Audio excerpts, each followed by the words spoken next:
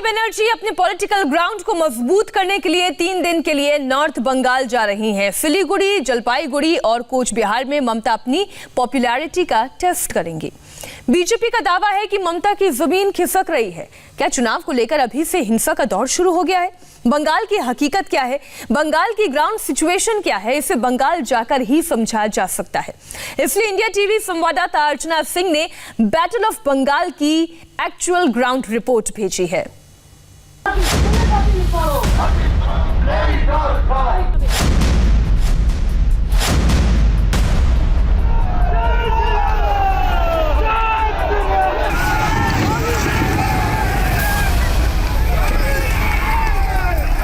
बंगाल की bomber politics का अंजाम क्या होगा?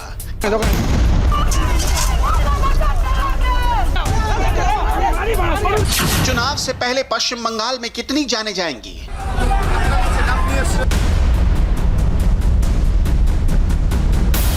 क्या सियासी जमीन खोने के डर से दीदी बौखला रही हैं?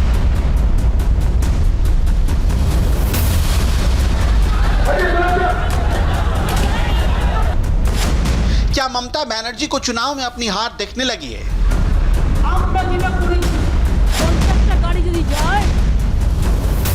क्या हार के डर से ही बंगाल में हिंसा हो रही है?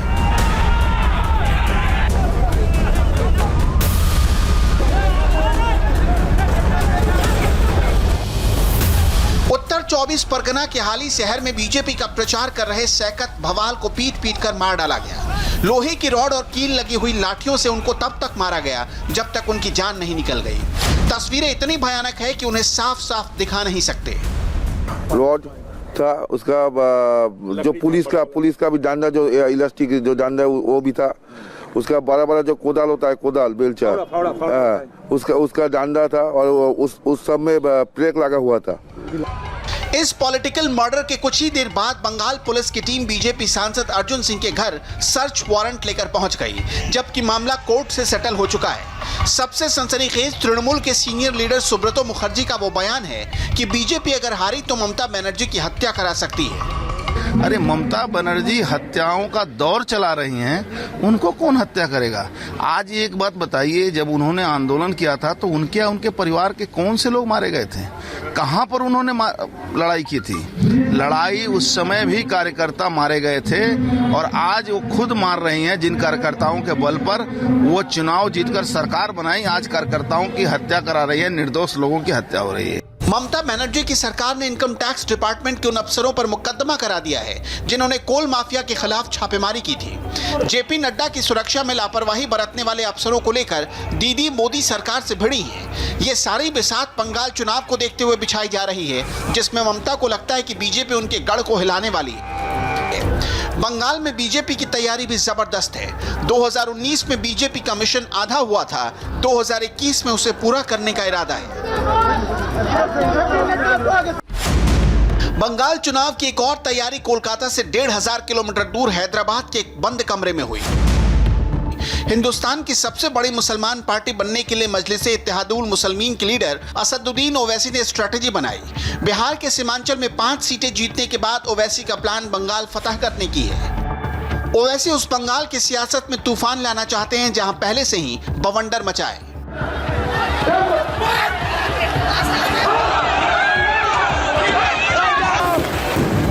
पश्चिम बंगाल की सियासत में आग तो हमेशा से रही, अभी वो पूरे जोर से धधक रही है।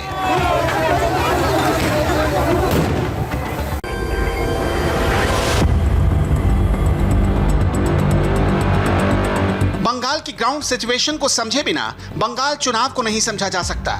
इसलिए आज हम आपको उन शहरों में ले चलेंगे, उन गांवों में ले चलेंगे जहां बंगाल की अगली लड़ाई होने वाली है। बंगाल का भविष्य तय करने वाले लोगों से मिलकर आज हम बंगाल की सियासत को समझेंगे। बंगाल में दीदी वर्सेस मोदी की ग्राउंड रिपोर्ट क्या है? ओवैसी बंगाल में कहां और कितना असर रखते हैं? बंगाली मुसलमान दीदी और ओवैसी में से किसे चुने? बंगाल की करीब 30% मुस्लिम आबादी चुनाव में डिसाइडिंग फैक्टर है। इस वोट बैंक पर ममता बनर्जी अपना दावा करती हैं, ओवैसी के अपने दावे हैं और बीजेपी ने वोटों का अपना कैलकुलेशन कर रखा है। सवाल है कि वोटरों के मन में क्या है। India TV reporter Archana Singh ने पश्चिमी वर्धमान में आसनसोल के युवा मुसलमानों से डायरेक्ट यही क्वेश्चन पूछा।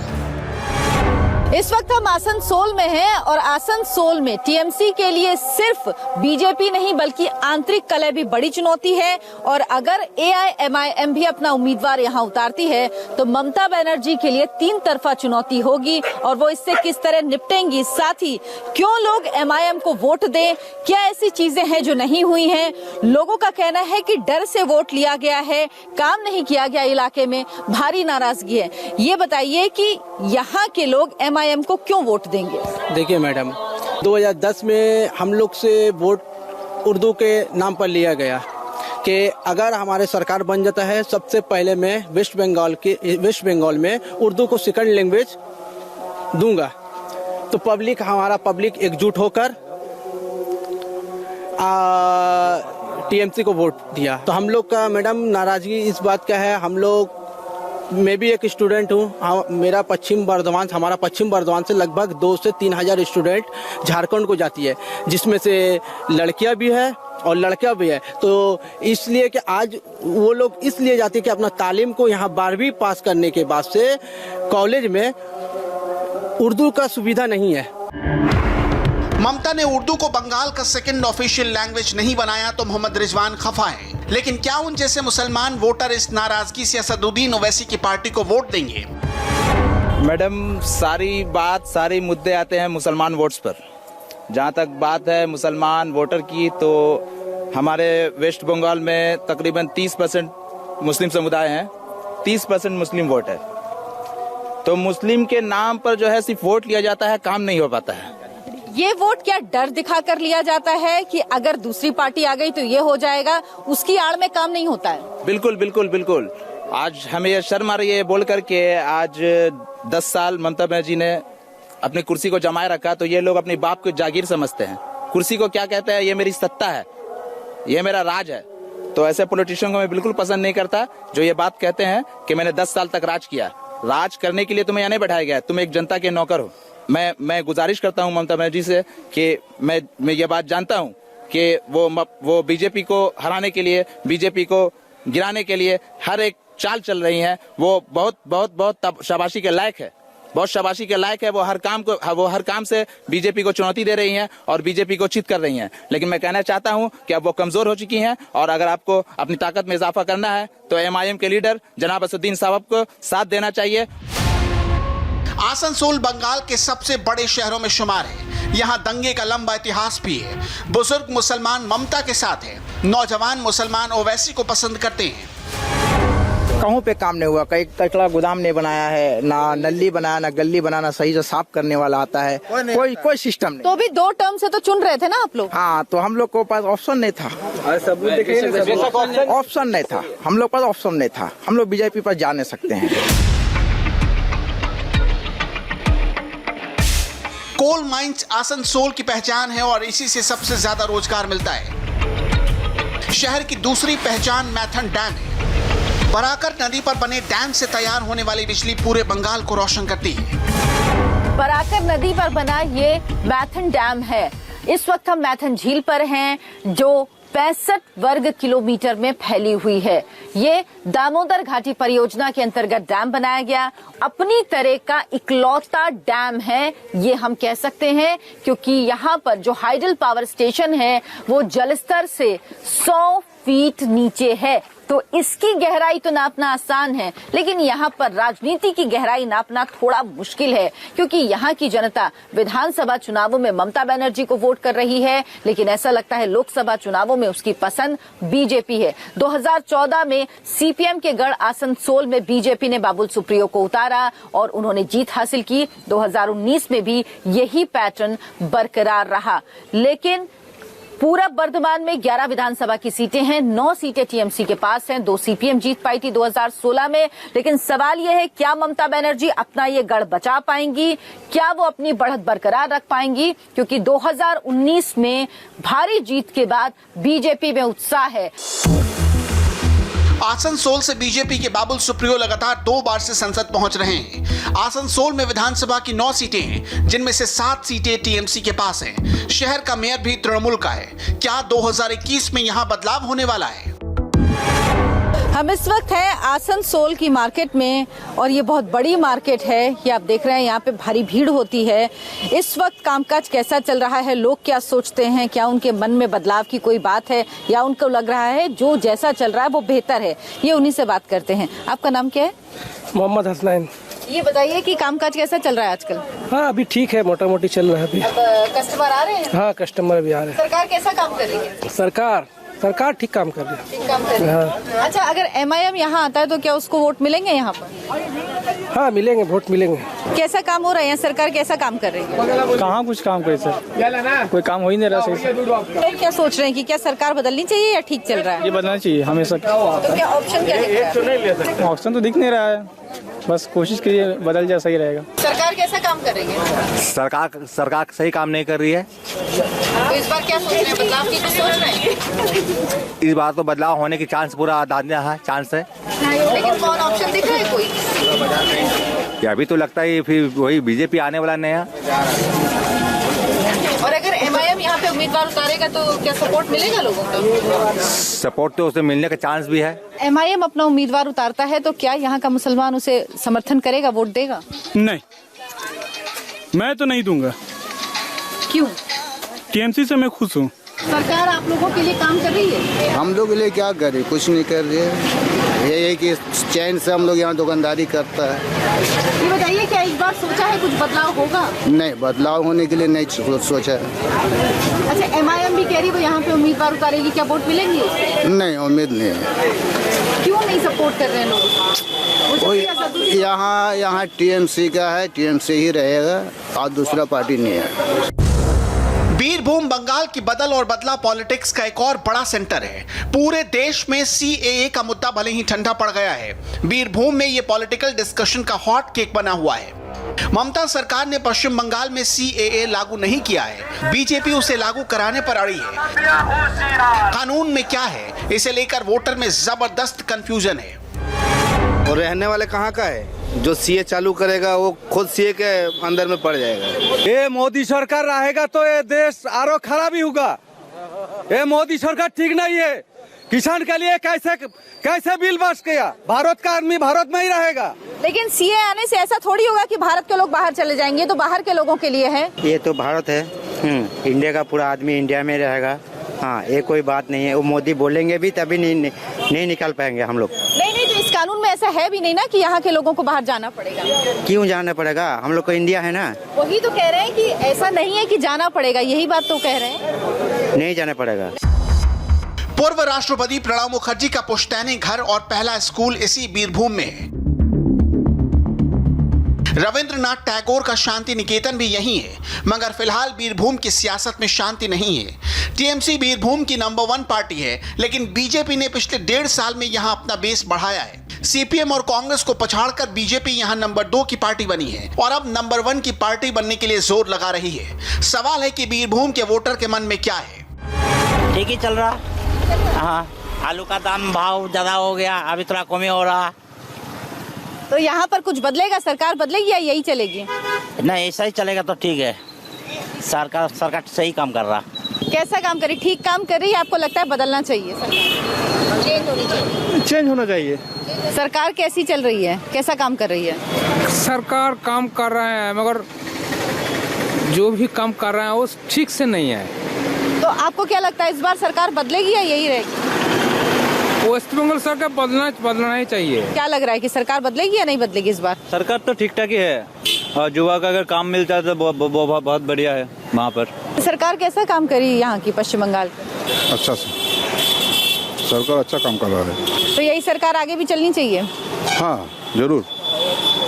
वो ममता जी है ना, वो बहुत अच्छा काम कर रहा है। यहाँ का जो सरकार है रूलिंग पार्टी TMC का, उसी का संगठन अच्छा है, उसी को वोट मिलेगा ज़्यादा। यहाँ तृणमूल की सरकार है, दीदी का यह है। अभी जो द्वार जो पोकल पे चल रहा है यहाँ भी अच्छा है। कभी अच्छा आदमी का काम भी होता है और घर घर में आदमी का पकड़ है TMC का। और क्या MIM जो यहाँ कोशिश कर रही है पैठ बनाने की, क्या उसे चुनाव में यहाँ वोट मिलेंगे इस बार? कुछ तो पड़ेगा, फर्क पड़ जाएगा। अगर MIM कैंडिडेट दे दिया तो कुछ वोट काट सकता है TMC का। ओवैसी की पार्टी मजलिस ने बीरभूम में अभी बेस बनाना शुरू ही किया है, फिर भी कुछ लोग AIMIM के झंडे लेकर घूमने लगे हैं। वेस्ट बंगाल में बीरभूम जो है ना, शिक्षा में बहुत पीछे हैं और दूसरी यहाँ गरीबी हालत ज़्यादा है, तो यही मुद्दा हमारे सामने है। फिर भी सरकार को हमने चुना, एक बार कांग्रेस को चुना, CPM को चुना, TMC को भी हमने ही चुना, लेकिन हम चुनने के बाद हमें कुछ नहीं मिलता है। लेकिन यहाँ के लोग कहते हैं कि ओवैसी साहब हैदराबाद से यहाँ आएंगे, उनको पश्चिम बंगाल की समस्याओं के बारे में क्या पता। आपका यहाँ पे क्या इतना मजबूत जनाधार है जिस आधार पे आप यहाँ चुनाव लड़ पाएं? जी है, क्यों नहीं, बिल्कुल है, क्योंकि हमने TMC को 5 साल पहले देखा, थोड़ा सा काम किया, उसके बाद फिर 5 साल हमने भरोसा किया, बिल्कुल नहीं किया। अब हम उसको हटा के दूसरे को लाएंगे इंशाल्लाह। अगर ममता बनर्जी भी चाहते हैं तो हमारे साथ हाथ मिला ले, हम दोनों मिलकर हम ये सरकार फिर बनाएंगे। असदुद्दीन ओवैसी की पार्टी का ज्यादा जोर सीमांचल से लगे जिलों पर है, जहां के बंगाली मुसलमान उर्दू भी बोलने लगे हैं और बांग्ला भी समझते हैं। ओवैसी बंगाल चुनाव लड़ने का ऐलान कर चुके हैं, लेकिन हैदराबाद के दारुल सलाम में ओवैसी का बंगाल प्लान अभी फाइनल नहीं हुआ है। पश्चिम बंगाल को लेकर असदुद्दीन ओवैसी फिलहाल असेसमेंट मोड में है। चुनाव में छलांग लगाने से पहले वो वहां के सियासी पानी की गहराई माप लेना चाहते हैं। वो ये भी आकलन कर रहे हैं कि उनके चुनाव में उतरने से बीजेपी को कितना फायदा होगा और ममता बनर्जी को कितना नुकसान। वो इस बात के भी संकेत दे चुके हैं कि वो ममता बनर्जी के साथ पॉलिटिकल अंडरस्टैंडिंग कर सकते हैं, लेकिन इसकी पहल ममता बनर्जी को ही करनी होगी। ममता बनर्जी की पार्टी ओवैसी के साथ किसी अंडरस्टैंडिंग के मूड में नहीं है। मुसलमान वोटों में ओवैसी की सेंध का सीधा मतलब होगा तृणमूल का नुकसान और बीजेपी का फायदा। इसलिए TMC के नेता मजलिस को बीजेपी की बी टीम कहकर खारिज कर देते हैं। इन पर ओवैसी का कोई प्रभाव नहीं पड़ेगा, लेकिन मैं खुल्लम खुल्ला बोलने चाहता हूँ, ओवैसी बीजेपी के सहायक है। बीजेपी विरोधी वोट विभाजन के लिए ओवैसी को इस्तेमाल किया जाता है, यही बिहार में हुआ। तो ओवैसी के लिए हम चिंतित नहीं है। ओवैसी के पार्टी से दल दल में लोग तृणमूल में वापस आते हैं, क्योंकि ओवैसी का तस्वीर खुल गया है कि वो बीजेपी को मदद करते हैं। बंगाल की सियासत में फिलहाल सबसे ज्यादा चर्चा उन पत्थरों की है जो डायमंड हार्बर में बीजेपी अध्यक्ष JP नड्डा की कार पर फेंके गए थे। मगर रियल पॉलिटिकल फाइट के ग्राउंड दूसरे हैं। India TV reporter Archana Singh ऐसे ही एक ग्राउंड की ग्राउंड रिपोर्ट लेने उत्तर दिनाजपुर पहुंची।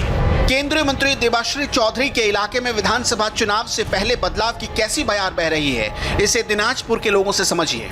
सर, क्या असदुद्दीन ओवैसी जो यहाँ आ रहे हैं वो कह रहे हैं कि वो मुसलमानों की बात उठाएंगे, उनकी आवाज उठाएंगे, तो क्या उनको वोट मिलेगा? ना, मुसलमान लोग हम लोग समझ गया, जो मुस्लिम जो वोटर है वो लोग अगर डिवाइड कर देगा वोट को तो दूसरा पार्टी का लाभ हो जाएगा, जो हम लोग चाहते हैं। तो इसलिए हम लोग मीम पार्टी को वोट नहीं देंगे। ममता सरकार हर तरफ से ख्याल रखती है ना, तो सब कोई चाहते हैं ममता सरकार को।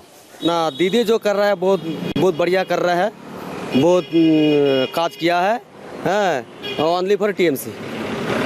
आप क्या सोचते हैं?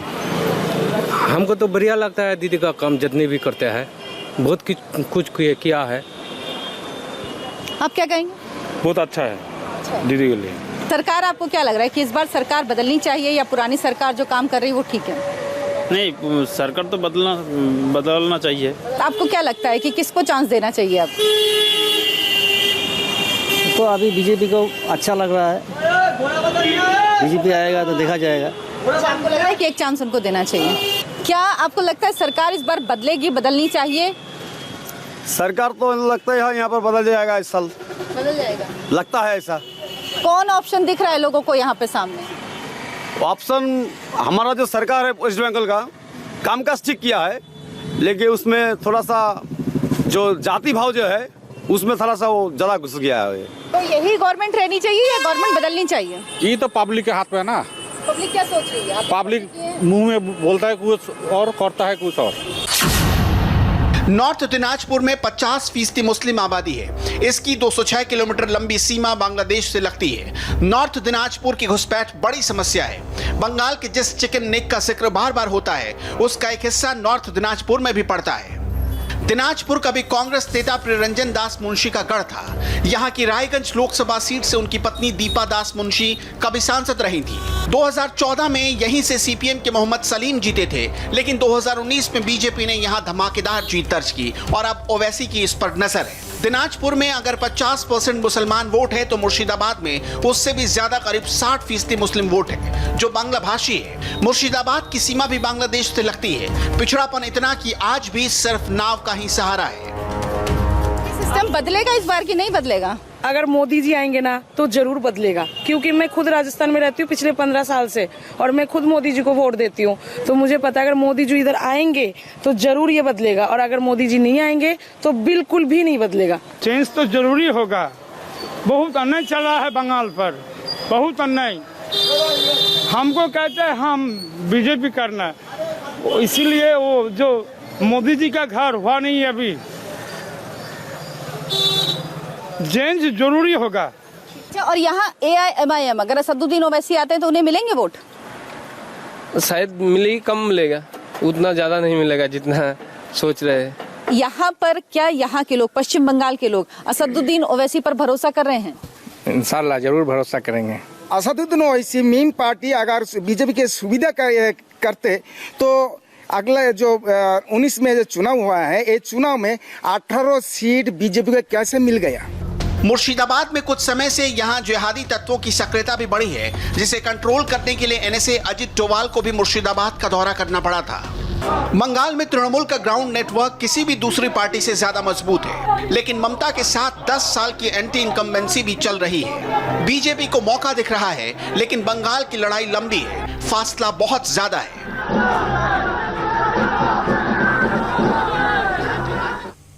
फिलहाल रुकेंगे एक ब्रेक के लिए। ब्रेक के बाद देखिए 10 मिनट में अब तक की 100 बड़ी खबरें।